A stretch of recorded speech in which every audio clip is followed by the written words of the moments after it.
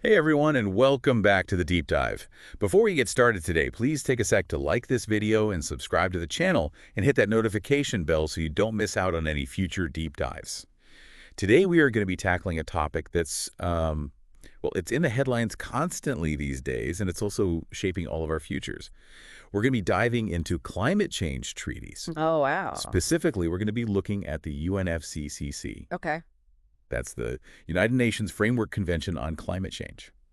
And whether you are like a UPSC aspirant getting ready for GS2, or you're a student trying to make sense of international relations, or maybe you're just a curious person who wants to know more about what's going on in the world and how climate change is affecting things, this deep dive should have something for you. Yeah, definitely. We're going to try to break down the history of climate change treaties and the mechanisms for how they work and what they mean for us. Sounds good. Going through all this information, it can be really hard to figure out what the key takeaways are, so we're going to do that work for you.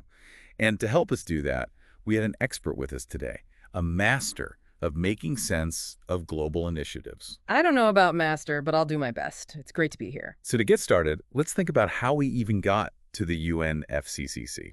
Okay, so you got to picture it. 1992, the Earth Summit in Rio. Ah, Rio. Right. And for the first time, there's this big global acknowledgement that climate change is a real and a pressing issue. And so the UNFCCC was kind of born out of that recognition, that moment. So it's like the world finally woke up and realized we can't just ignore this problem. Yeah, pretty much. It was like a collective, oh crap moment, like we can't just keep pumping out greenhouse gases without thinking about the consequences. Right.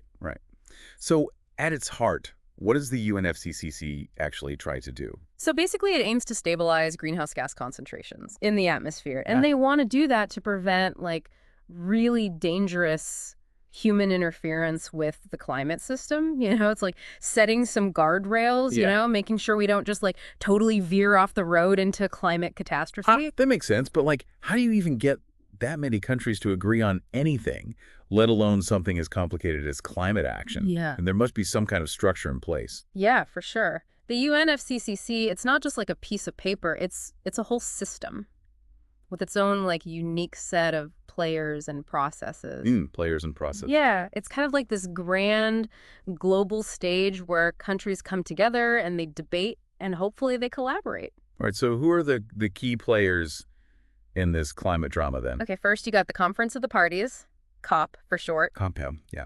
This is where everything happens. Representatives from all the countries that have signed the UNFCCC, they meet every year. It's like a massive climate summit. They review progress, they set goals, they hammer out agreements on how to move forward. So it's like the main decision-making body, like the steering wheel of this whole process. Exactly, yeah.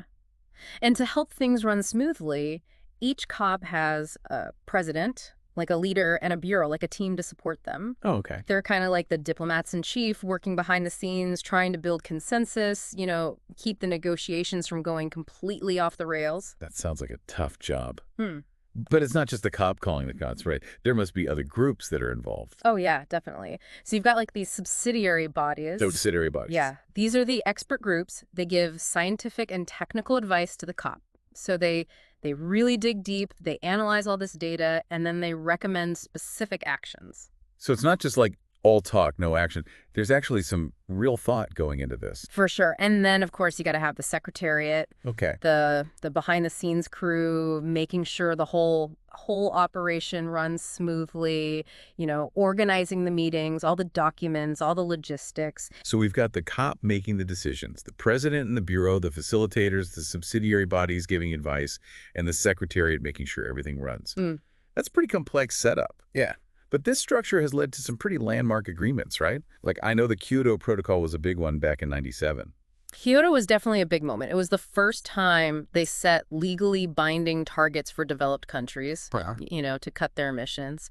They aimed for about 5% below 1990 levels by 2012.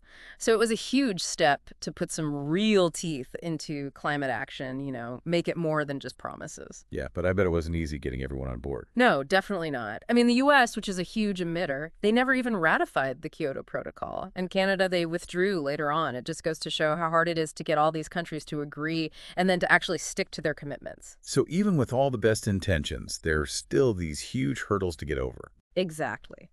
But Kyoto, even with all its limitations, it did pave the way for the Paris Agreement, which came in 2015.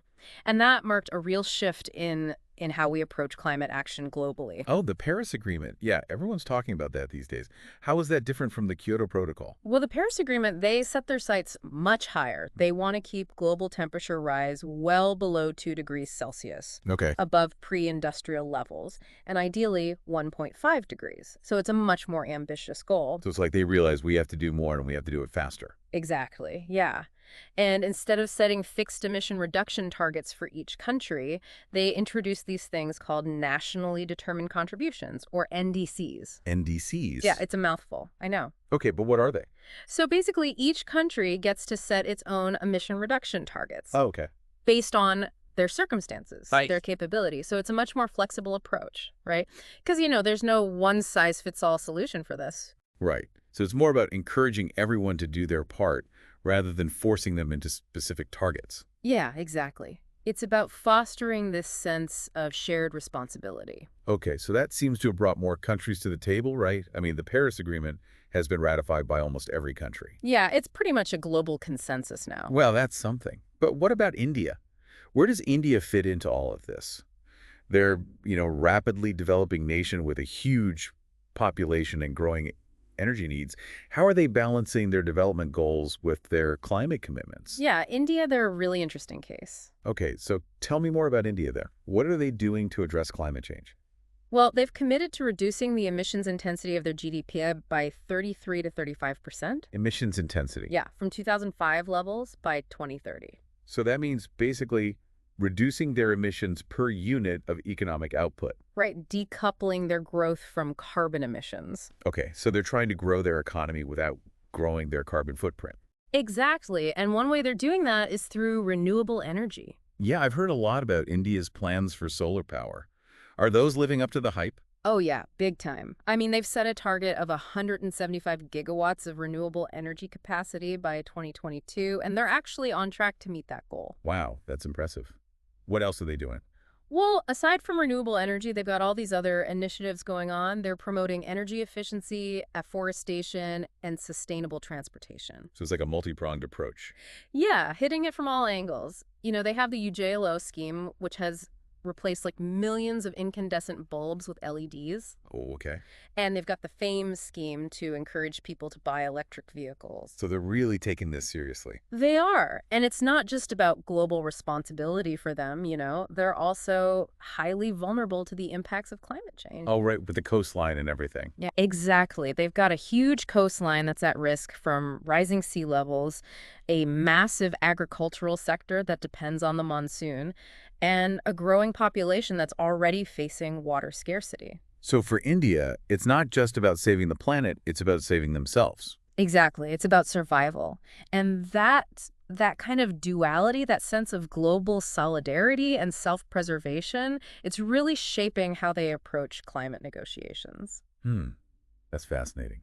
It sounds like India's really walking a tightrope. Oh, absolutely. Yeah, and it's where things get kind of complicated. See, on the one hand, India wants developed countries to step up their game on climate change. Makes sense to me. They're saying hey, you guys have been emitting greenhouse gases for way longer, so you need to take responsibility. Yeah. And they also want those countries to help out developing countries financially and with technology to help them go green. Yeah, I mean, it's only fair, right? Developed countries have more resources to invest in solutions. Exactly. But here's the thing. India also can't just ignore their own development goals. Right. They're saying, look, we need to focus on economic growth. We need to reduce poverty. And that means we'll have to keep using fossil fuels for a while at least. So they're stuck in a tough spot, trying to balance the need for climate action with, the need to lift people out of poverty. Yeah, it's a tricky balancing act for sure. And this tension, this push and pull, it's at the heart of a lot of the debates going on within the UNFCCC. So it's like a classic divide between the global north and the global south. Yep. Different perspectives on who's responsible and who has the capacity to do what. And one of the biggest sticking points in all this is climate finance. Okay, climate finance. Back in the day, developed countries promised to give $100 billion a year by 2020 to help developing countries with climate action. But, well, they've been pretty slow on actually delivering that money. Really? Yeah, and now there's this whole debate about how the money should be given and who should get what. So it's one thing to make promises, but it's another thing to actually follow through. For sure, and you can imagine this lack of action. It creates a lot of mistrust, a lot of frustration. Of course. Developing countries are saying, look, we need this money to invest in clean energy. We need it for adaptation measures. We need it to build our capacity to deal with climate change. Right, and it's like a chicken and egg problem. Yeah. Right? Developing countries need help to go green, but developed countries are hesitant to give that help unless they see more ambitious commitments. Exactly. And this kind of deadlock, it spills over into other issues too, like technology transfer and capacity building. Okay, let's talk about those then. What are the challenges with those? Well, a lot of the technologies needed for a green transition, stuff like solar panels, wind turbines, energy efficient systems, that's all stuff that's mostly controlled by companies in developed countries. Oh yeah, the patents and everything. Right, and making those technologies available and affordable for developing countries, that's a whole other challenge. It gets into intellectual property rights, licensing agreements, knowledge sharing, all that stuff. So it's more complicated than just handing over a bunch of blueprints. Oh yeah, much more. And then there's the whole issue of capacity building. You can give a country a solar panel, but do they have the people who know how to install it, operate it, maintain it? Right. They need trained personnel, they need institutions, they need regulations. It's a whole system that needs to be built up. So it's not just about the technology itself, it's about building the whole ecosystem around it. Right. And that requires investment in education, in training, in knowledge-sharing partnerships between developed and developing countries. Okay, so we've got finance, technology, and capacity building, all these interlocking challenges. But what about the people who are already feeling the effects of climate change? How's the UNFCCC addressing the needs of those who are losing their homes, their livelihoods, their whole way of life? That's a really important point, and that brings us to the whole idea of loss and damage. Loss and damage, that sounds serious. It is. It's the recognition that some impacts of climate change are just inevitable, even if we do everything right with mitigation and adaptation. Some communities will face losses that can't be reversed. Think about island nations disappearing because of rising sea levels, or crops and infrastructure getting wiped out by extreme weather. So even if we try our best to stop it, climate change is going to hurt some people really badly. It already is. And that raises all sorts of questions about justice, equity, responsibility. Developing countries are arguing that the countries that caused most of this problem should be the ones to help those who are suffering the consequences. That seems reasonable, but I imagine developed countries aren't too keen on that idea. You're right. Loss and damage is one of the most controversial topics in the UNFCCC. I bet. Developed countries, they're reluctant to take on any kind of liability, any kind of open-ended financial commitment. They say it's hard to prove that climate change is the direct cause of all these problems, and they're worried about endless lawsuits. So it's a real political minefield. Yeah, both sides are treading very carefully because there are huge legal and financial implications. It sounds like the world is at a turning point when it comes to climate change. The stakes are high, the challenges are huge, and the path forward is pretty unclear. It is. It really is. But, even with all this complexity, all this controversy, there's also a little bit of hope. The fact that almost all the countries in the world have signed on to the UNFCCC, the fact that they're having these tough conversations, the fact that they recognize how urgent this problem is, it shows that international cooperation is still possible. So even though it's a bumpy road, we're still in this together, still trying to find a way forward. Yeah, we have to be. This shared sense of purpose, this recognition that we're all connected, that's our biggest strength as we face this unprecedented challenge. And we are back for the final part of our deep dive into the UNFCCC.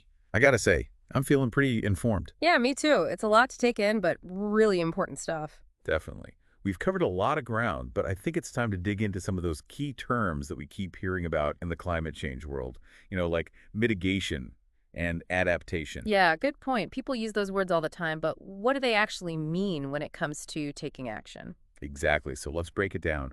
What's mitigation all about? So mitigation, that's like our offensive strategy against climate change. Okay, offensive strategy. Yeah, it's about actually lowering those greenhouse gas emissions or, finding ways to increase those natural sinks that absorb greenhouse gases. So basically, cutting back on the pollution we're creating and helping nature clean up the mess we've already made. Exactly. Mitigation covers a lot of different actions, from switching to renewable energy sources like solar and wind power to making our buildings and transportation systems more efficient. So like Driving electric cars, putting solar panels on our roofs, even just using those LED light bulbs, that's all part of mitigation. Yep, every little bit counts when it comes to reducing our carbon footprint. And on a larger scale, mitigation means moving away from fossil fuels, investing in things like carbon capture and storage, and using land in more sustainable ways. Okay, so mitigation is about tackling the problem at its source. But we're already seeing the effects of climate change happening now. So how do we deal with those? That's where adaptation comes in. It's our defensive strategy. It's about adjusting to the impacts of climate change that are already happening or that we know are coming, trying to reduce the harm and be more resilient.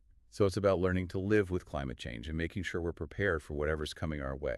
Exactly. Adaptation can involve a lot of things, like building seawalls to protect coastal areas from rising sea levels, or developing crops that can survive droughts to make sure we have enough food.